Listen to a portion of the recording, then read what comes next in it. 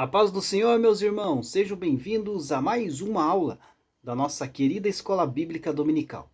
Estamos aí dando prosseguimento aos estudos deste quarto trimestre de 2022. Estamos estudando nesse trimestre o tema A Justiça Divina, a preparação do povo de Deus para os últimos dias no livro de Ezequiel. E hoje, meus amados irmãos, vamos a estudar a lição de número 4, que tem por título Quando se vai a glória de Deus.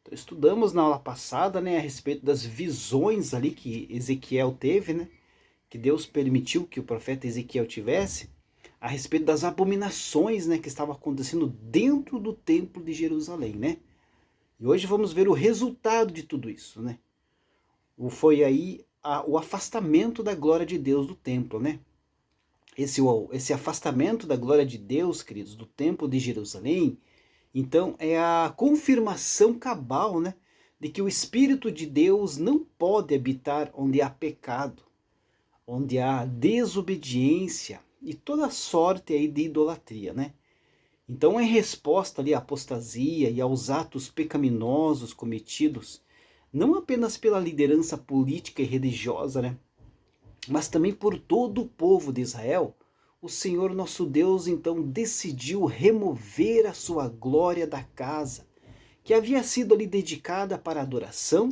e que levaria o seu nome. Na descrição da visão de Ezequiel, o Senhor ali continuou então a detalhar aos ouvidos do profeta o que haveria de acontecer com o povo em decorrência das maldades praticadas naquele lugar. No versículo 6 do capítulo 8, o Senhor então anuncia a Ezequiel que o julgamento começaria pelo santuário, isto é, pelos líderes espirituais mais velhos que tinham ali a responsabilidade de guiar os mais novos pelo caminho da lei. Em seguida, seriam os jovens, meninos, mulheres e todos aqueles, queridos, que não tinham o sinal, dado somente aos poucos que não se conformavam, com os pecados de Israel. Seriam então feridos pelo juízo divino. A ordem de Deus, então, era que não houvesse compaixão, mas que a punição fosse aplicada conforme a medida dos pecados cometidos diante de Deus. E diante do questionamento, do profeta Ezequiel a respeito da destruição completa do restante de Israel, conforme vemos no versículo 8, o Senhor lhe disse, lá no capítulo 9, versículo 9, a iniquidade da casa de Israel e de Judá é excessivamente grande. A terra se encheu de sangue e a cidade de injustiça. E eles ainda dizem, o Senhor abandonou a terra, o Senhor não nos vê, conforme vimos na lição passada. Quanto a mim, os meus olhos não terão piedade e não pouparei ninguém. Eu lhes darei o que merecem pelos seus atos. Ezequiel 9:9. Então, em razão disso, queridos, a glória de Deus apartou-se ali do seu povo e a destruição tomou completamente a cidade e o templo. A narrativa do profeta Ezequiel é muito precisa, queridos, e coaduna aí com o que se cumprirá sobre a igreja nos últimos dias. O apóstolo Pedro destaca que haverá um julgamento que há de começar pela igreja. E por esse motivo, queridos, os crentes devem estar aí prontos para padecer como justos, pois sobre eles aí repousa a glória de Deus. Então, sabendo aí de tais verdades, importa aí que a igreja preserve consigo a glória de Deus, vivendo em santidade, não tolerando o pecado e nem admitindo o que o mundanismo aí invada os seus espaços a ponto de que se torne aí uma igreja de aparência e escassa aí das manifestações do Espírito Santo, O texto áureo da lição que vamos estudar se encontra ali em Ezequiel, capítulo 11, versículo 23, que diz assim: E a glória do Senhor se alçou desde o meio da cidade e se pôs sobre o monte que está ao oriente da cidade. e a verdade prática da lição, destaca que Deus abandona o templo e retira sua glória por causa das abominações do povo, né? A nossa lição, queridos, está dividida aí em 4 pontos, né? O primeiro ponto nós vamos estudar a respeito sobre a glória de Deus. O segundo ponto da lição trata sobre a retirada da glória de Deus. O terceiro ponto da lição trata sobre o segundo templo, né? E o quarto ponto da lição tem como tema sobre o Senhor Jesus e o templo. A introdução da lição diz assim: a glória de Deus representava a presença de Javé no templo. Quando Deus mandou Moisés construir o tabernáculo, explicou a razão dessa ordem. E me farão um santuário e habitarei no meio deles. Êxodo 25:8. Essa presença não era incondicional. O povo tinha compromissos e de acordo com a aliança feita no Sinai, mas esse pacto havia sido violado. O objetivo da presente lição, então, é esclarecer sobre a retirada da glória de Deus do santuário de Jerusalém. O ponto 1 da nossa lição, queridos, sobre a glória de Deus, né? O que é sobre a glória de Deus, né? Queridos, o significado de glória na Bíblia comunica aí a ideia de reconhecer a honra, né? A dignidade, a importância, a excelência ou a majestade de alguém. Essa palavra aí é usada em várias passagens bíblicas para falar aí da glória de pessoas, de lugares, de objetos, de reinos, né? Da natureza, mas principalmente da glória de Deus. O significado bíblico de glória em cada uma dessas passagens aí, então deve ser entendido à luz aí do seu contexto, né? Lá no Antigo Testamento, o termo mais comumente traduzido pela palavra glória é o hebraico kabod, né? Então esse termo aí transmite o significado de peso, de carga, de reputação, dignidade ou honra. Quando aplicado aí a um homem, né? Esse termo aí indica que esse homem é alguém aí de posses, né? Ou uma pessoa honrada. É assim, né, que José, por exemplo, é descrito na Bíblia como uma pessoa que tinha glória no Egito, referindo-se aí à sua elevada posição e riqueza. Já no Novo Testamento, a palavra glória frequentemente aí traduz o grego doxa, né? O significado básico deste termo grego implica aí no sentido de opinião, julgamento ou ponto de vista a respeito aí de algo ou alguém.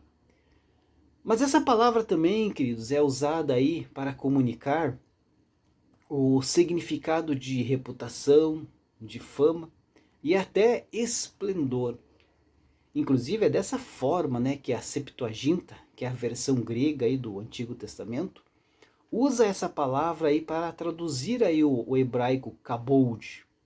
E o Novo Testamento, então, aplica a palavra doxa com esse sentido aí em várias ocasiões, né? Mas sem dúvida, queridos, a aplicação mais essencial da palavra glória na Bíblia diz respeito à glória de Deus. Então, nesse sentido, a palavra glória aí aponta para a grandeza, para a magnificência e a inacessibilidade inagualável de Deus.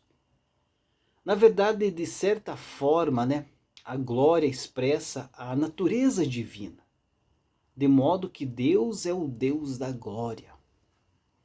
O livro de Salmos, né, registra que a glória de Deus está expressa de forma geral na natureza, conforme está lá em Salmo 19:1 e 63:2. Deus também decidiu revelar a sua glória de forma especial aos homens. O profeta Isaías, por exemplo, ele teve ali uma experiência extraordinária, né? Na qual ele contemplou o Senhor assentado num alto e sublime trono, servido ali por serafins que declaravam: Santo, Santo, Santo é o Senhor dos exércitos. Toda a terra está repleta da sua glória, conforme está lá em Isaías 6:3. Então, nesse contexto, queridos, é fácil perceber, né, a íntima ligação entre a glória e a santidade de Deus. Agora, já no Novo Testamento, né, a revelação de Deus em Cristo é a revelação suprema dessa glória. O texto bíblico registra como a glória de Deus marcou o nascimento de Jesus Cristo. Durante o ministério terreno de Jesus, em certa medida, né, essa glória foi manifestada através dos sinais e maravilhas e milagres operados por Jesus. Até mesmo, né, no ponto mais baixo da sua humilhação, né, a sua morte na cruz, a glória divina não esteve ausente da pessoa de Cristo, de modo que os oficiais romanos, né, puderam reconhecer a sua filiação divina. O apóstolo João resumiu bem aí a glória de Deus revelada em Cristo quando ele escreveu, né, e o Verbo se fez carne e habitou entre nós. E vimos a sua glória, como a glória do unigênito do Pai, repleto de graça e de verdade. João 1,14. O escritor da carta aos Hebreus explicou que Jesus Cristo é resplendor da glória de Deus. Hebreus 1,3. Bem como Tiago também falou de Jesus como o Senhor da glória. Tiago 2,1. Pela soberana graça divina aos redimidos é dado aí o privilégio de ter conhecimento dessa glória e poder participar dela através de Jesus Cristo. Ponto 2 aqui da nossa lição, sobre a retirada da glória de Deus. Queridos, quando Deus tirou o povo de Israel lá do Egito e o conduziu pelo deserto, né? A primeira ação divina foi levar ali instrução ao povo a respeito ali de como eles teriam que se relacionar com o Todo-Poderoso. A relação do homem com o seu Criador é regida por leis determinadas pelo próprio Deus. Ou seja, para que o Senhor aceite andar conosco, nós precisamos cumprir aí os seus requisitos. Juntamente com a exposição da lei de Deus para o povo, então o soberano ordenou a Moisés que construísse ali um tabernáculo no deserto, pois o Pai havia então decidido habitar entre o seu povo. E a certeza da presença divina ali era representada então pela presença da glória de Deus no santuário. Por conta da idolatria e da rebeldia de Judá e de Jerusalém, Deus se retirou do templo. Saída essa, queridos, representada pela saída da glória de Deus de lá. Conforme o que o comentarista, né, pontuou aqui na nossa lição, essa saída não se deu de forma instantânea, né? Mas sim foi feito em estágios. Provavelmente então Deus ainda estava ali aguardando o arrependimento e a conversão dos judeus, o que poderia reverter aquele quadro, né? Mas isso, queridos, não aconteceu. E a presença do Senhor se foi do templo de Jerusalém. Ponto 3 da lição. Sobre o segundo templo, né? O segundo templo, né? Através lá de Ciro, né? Deus estava cumprindo ali palavras proféticas de restauração, entregues ali por Jeremias e por Isaías, né? Deus havia levado o juízo a Jerusalém, mas havia então prometido que esse juízo duraria apenas 70 anos e que, cumprindo esse período, seria então permitido que a cidade de Jerusalém e o templo fossem reconstruídos. Mas o segundo templo, queridos, foi bem mais modesto do que aquele construído por Salomão. A diferença, para se ter uma ideia, foi tão marcante que para aqueles, né, que conheceram o templo de Salomão e viram o que estava sendo reconstruído por Zorobabel, a tristeza foi tão grande que eles não conseguiram conter as lágrimas. Mas só que quando vamos analisar aí, queridos, os fatos envolvidos em cada uma das inaugurações, né, tanto do templo de Salomão, como lá no tabernáculo, ou como esse segundo templo, nós podemos aí verificar algumas coisas importantes, né? Por exemplo, o tabernáculo foi construído por ordem do próprio Deus.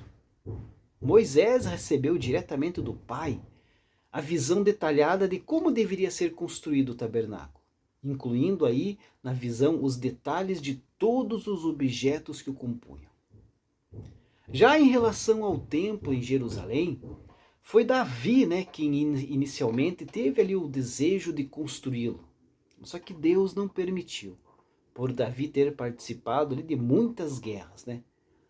No entanto, o Senhor disse a Davi que Salomão construiria ali um templo para a morada de Deus. O rei Davi então preparou tudo o que era necessário em termos de materiais e ainda recebeu dos profetas o projeto de como deveria ser esse templo. Então vejam, queridos, que nos dois casos foi o próprio Deus que determinou como deveriam ser construídos os dois santuários. Isso significa então que o Pai participou dos projetos, abençoando-os ali quando foram concluídos, porque foram feitos de acordo com a vontade dele.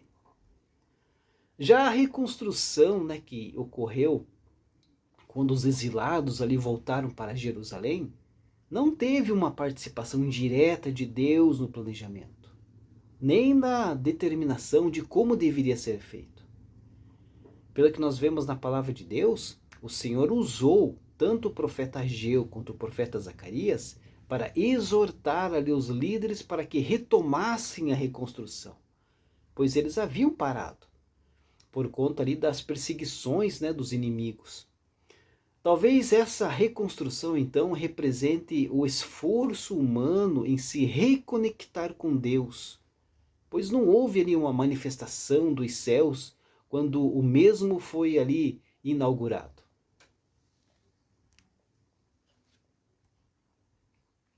Mas quando Cristo, queridos, veio em carne, né, desempenhar o seu ministério na terra, aí a glória de Deus se manifestou no templo, através da vida de Cristo.